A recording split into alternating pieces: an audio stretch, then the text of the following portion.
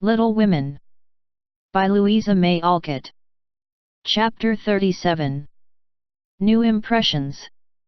At 3 o'clock in the afternoon, all the fashionable world at Nice may be seen on the Promenade des Anglais, a charming place, for the wide walk, bordered with palms, flowers, and tropical shrubs, is bounded on one side by the sea, on the other by the Grand Drive, lined with hotels and villas, while beyond lie orange orchards and the hills.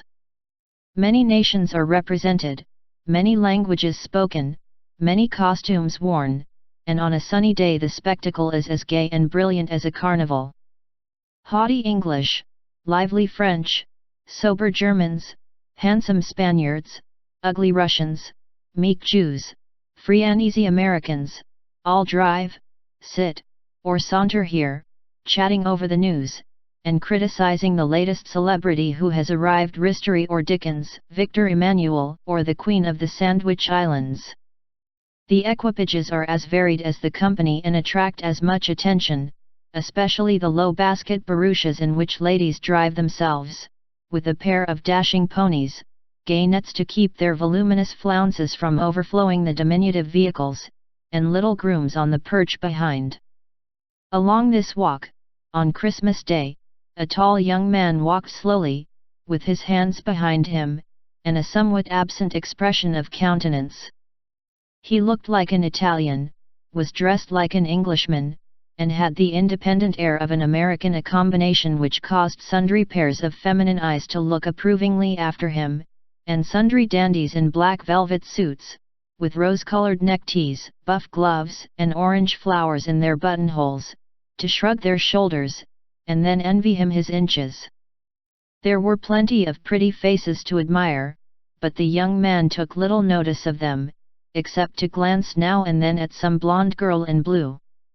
Presently he strolled out of the promenade and stood a moment at the crossing, as if undecided whether to go and listen to the band in the Jardin Public, or to wander along the beach toward Castle Hill. The quick trot of ponies' feet made him look up, as one of the little carriages, containing a single young lady, came rapidly down the street. The lady was young, blonde, and dressed in blue. He stared a minute, then his whole face woke up, and, waving his hat like a boy, he hurried forward to meet her. "Oh, Laurie, is it really you? I thought you'd never come," cried Amy, dropping the reins and holding out both hands, to the great scandalization of a French mamma, who hastened her daughter's steps, lest she should be demoralized by beholding the free manners of these mad English. "I was detained by the way, but I promised to spend Christmas with you, and here I am. How is your grandfather? When did you come?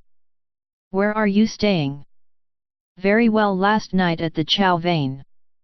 I called at your hotel, but you were out.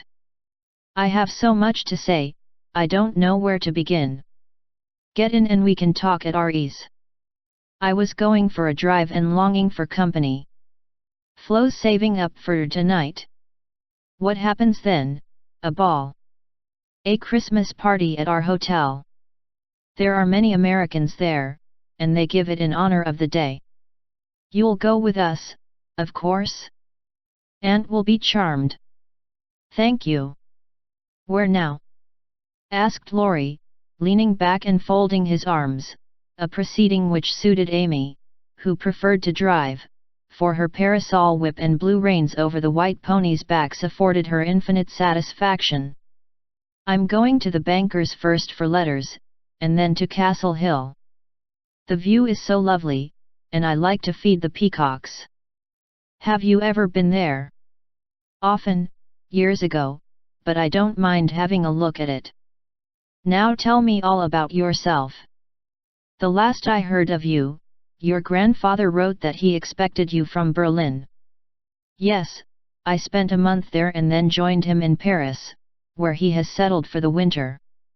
He has friends there and finds plenty to amuse him, so I go and come, and we get on capitally."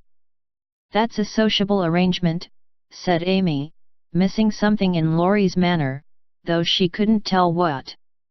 "Why, you see, he hates to travel, and I hate to keep still, so we each suit ourselves, and there is no trouble.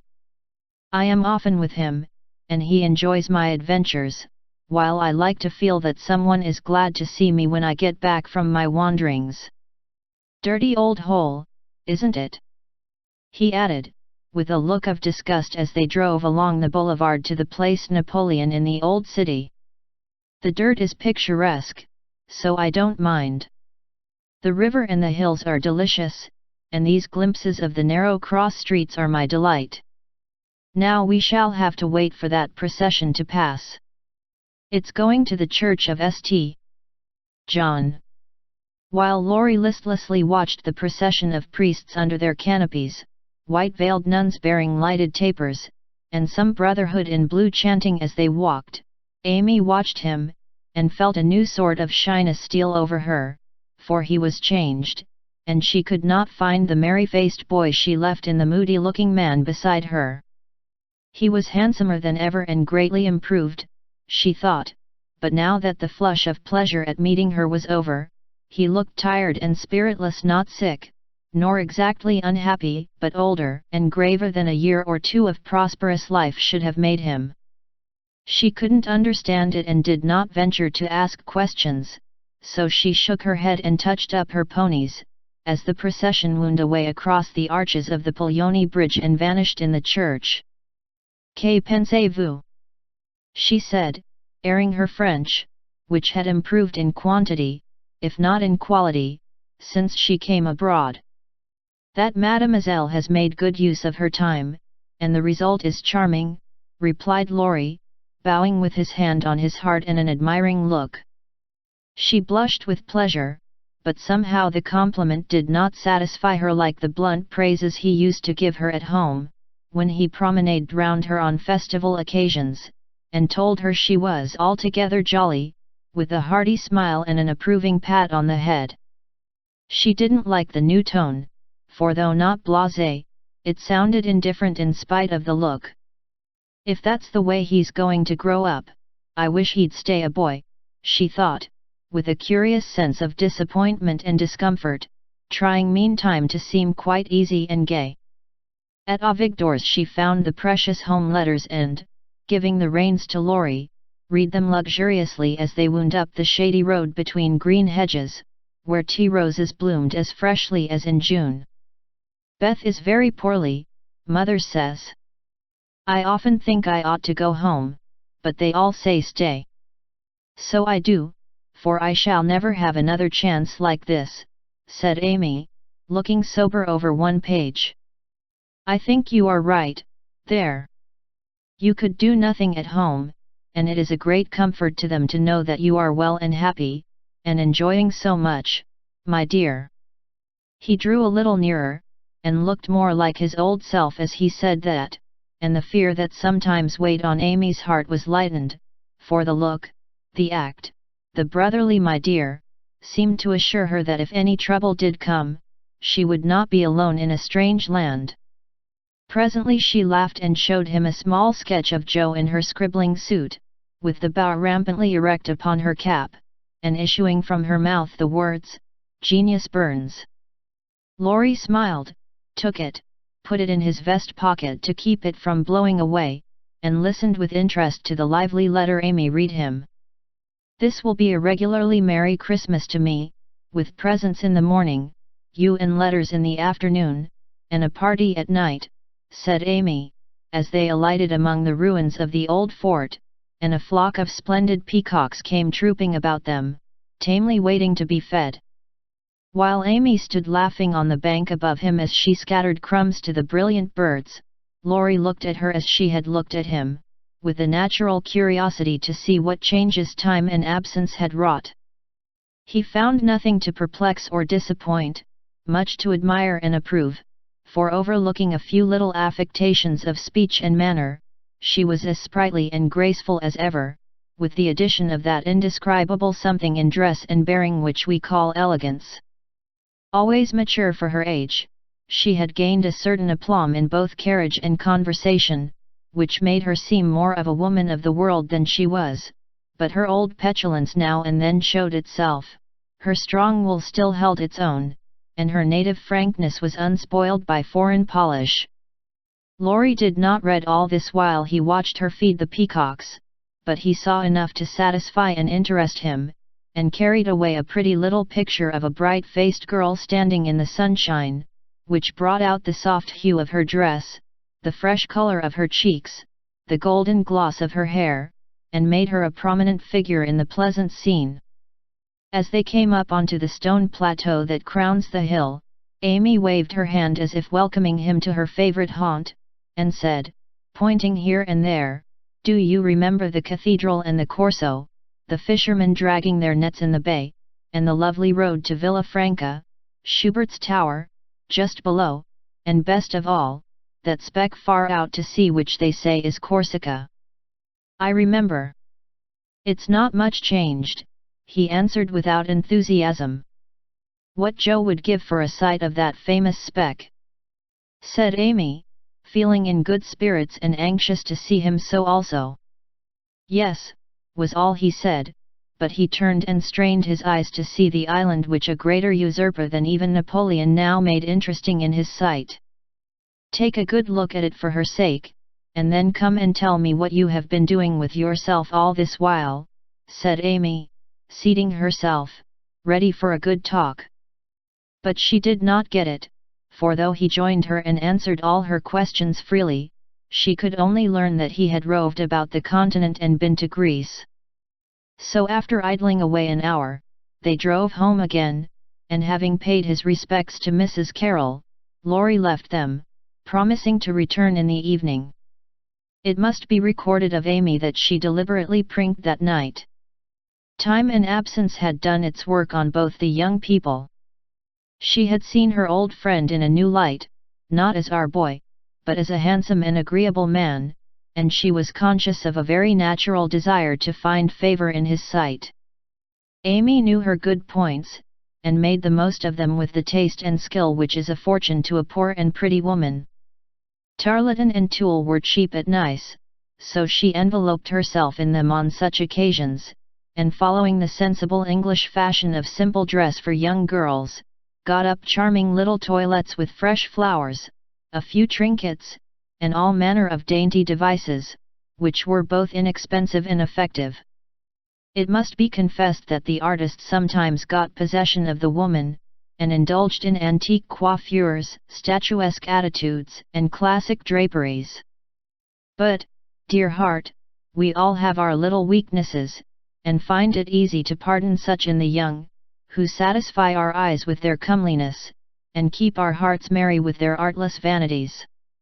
"I do want him to think I look well, and tell them so at home," said Amy to herself, as she put on Flo's old white silk ball dress, and covered it with a cloud of fresh illusion, out of which her white shoulders and golden head emerged with a most artistic effect. Her hair she had the sense to let alone, after gathering up the thick waves and curls into a Hebe-like knot at the back of her head. "It's not the fashion, but it's becoming, and I can't afford to make a fright of myself," she used to say, when advised to frizzle, puff, or braid, as the latest style commanded. Having no ornaments fine enough for this important occasion, Amy looped her fleecy skirts with rosy clusters of azalea, and framed the white shoulders in delicate green vines. Remembering the painted boots, she surveyed her white satin slippers with girlish satisfaction, and chassed down the room, admiring her aristocratic feet all by herself.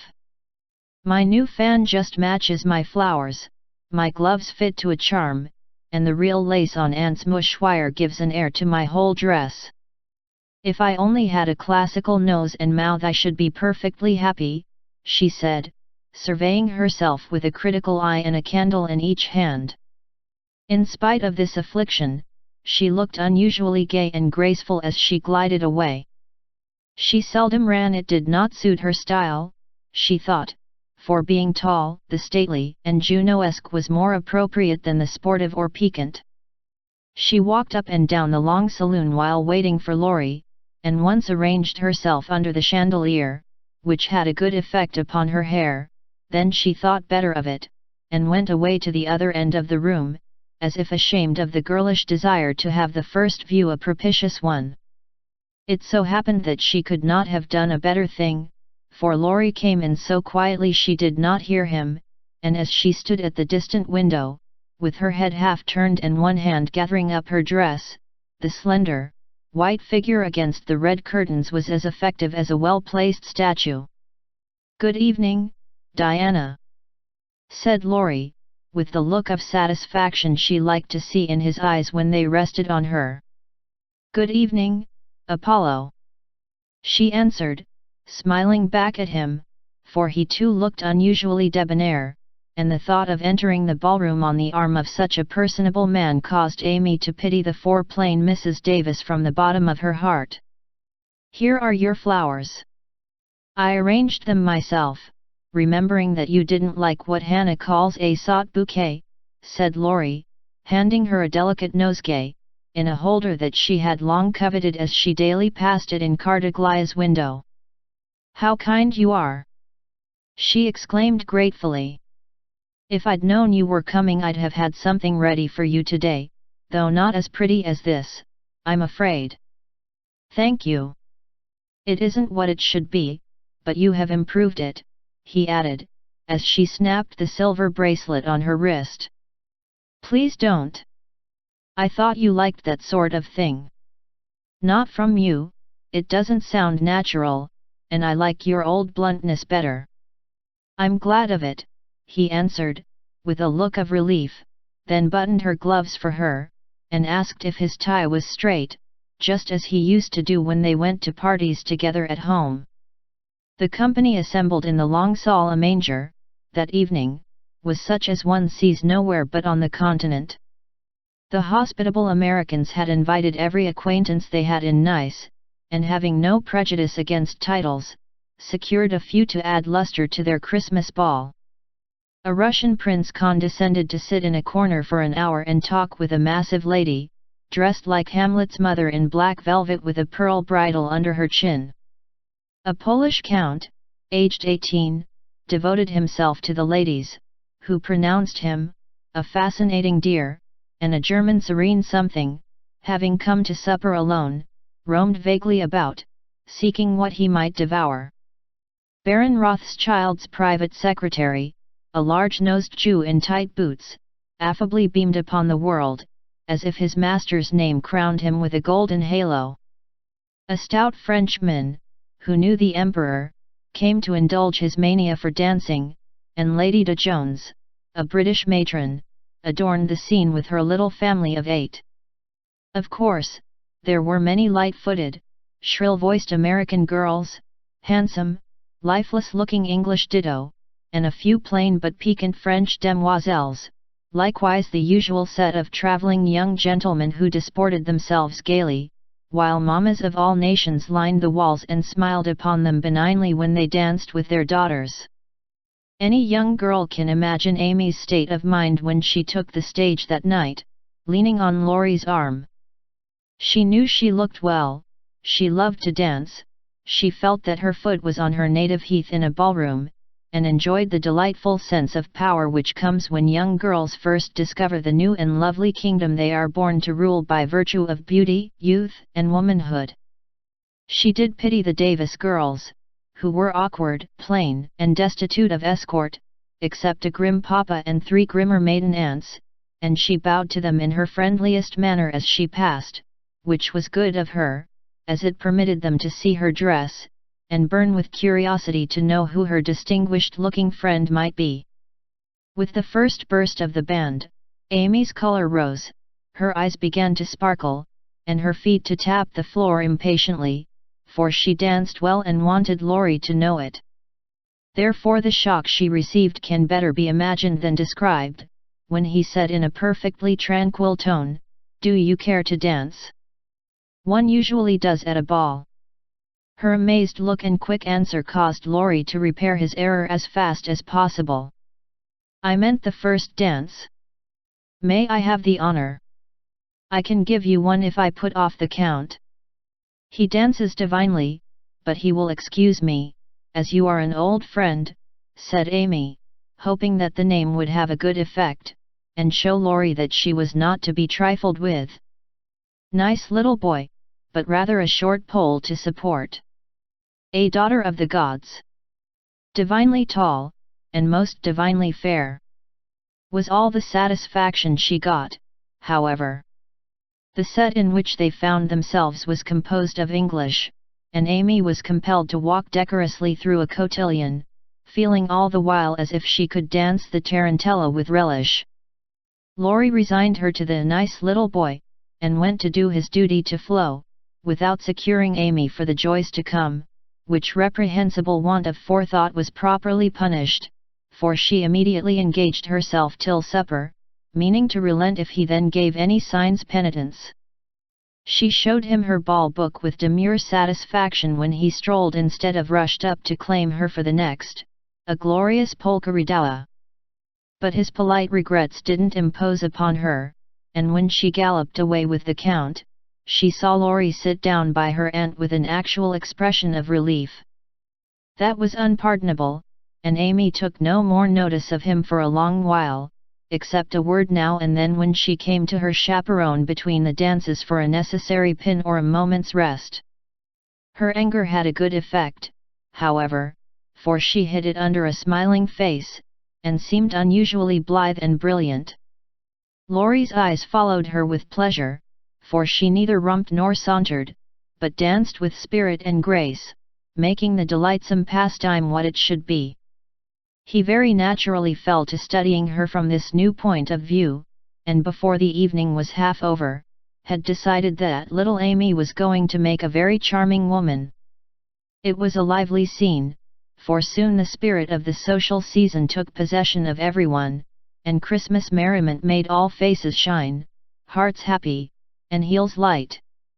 The musicians fiddled, tooted, and banged as if they enjoyed it, everybody danced who could, and those who couldn't admired their neighbors with uncommon warmth.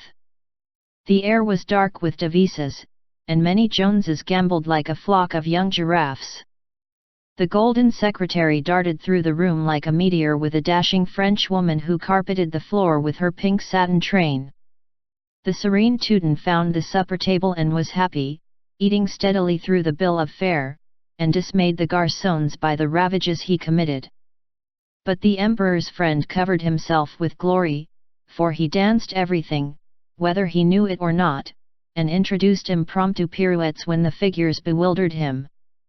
The boyish abandon of that stout man was charming to behold, for though he carried weight, he danced like an india rubber ball.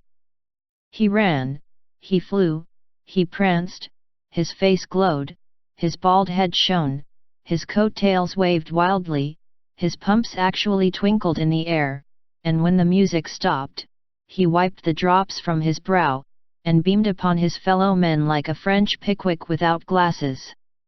Amy and her pole distinguished themselves by equal enthusiasm but more graceful agility, and Laurie found himself involuntarily keeping time to the rhythmic rise and fall of the white slippers as they flew by as indefatigably as if winged.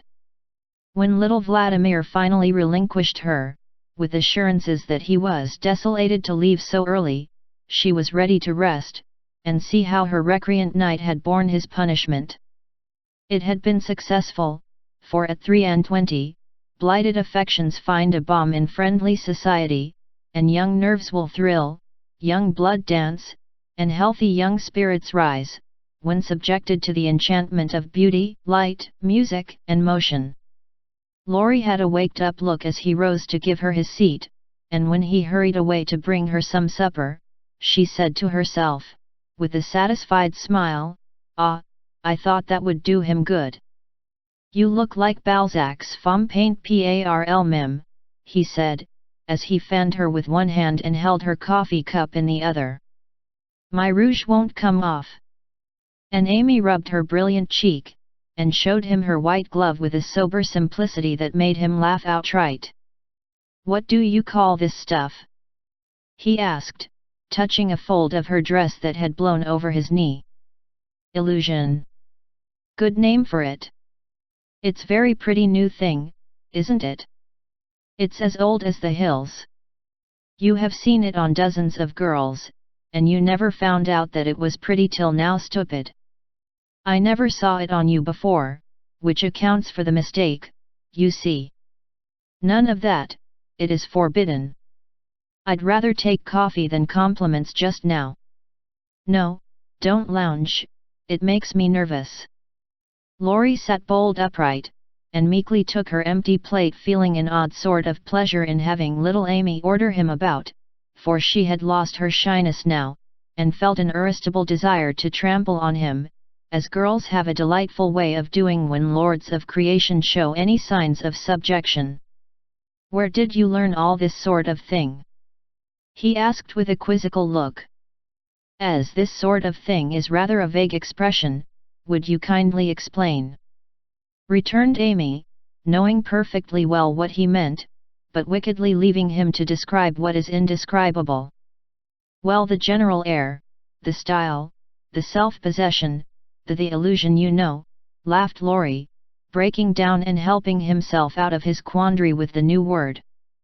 Amy was gratified, but of course didn't show it, and demurely answered, foreign life polishes one in spite of oneself. I study as well as play, and as for this, with a little gesture toward her dress, why, tulle is cheap, posies to be had for nothing, and I am used to making the most of my poor little things. Amy rather regretted that last sentence, fearing it wasn't in good taste, but Laurie liked her better for it, and found himself both admiring and respecting the brave patience that made the most of opportunity, and the cheerful spirit that covered poverty with flowers.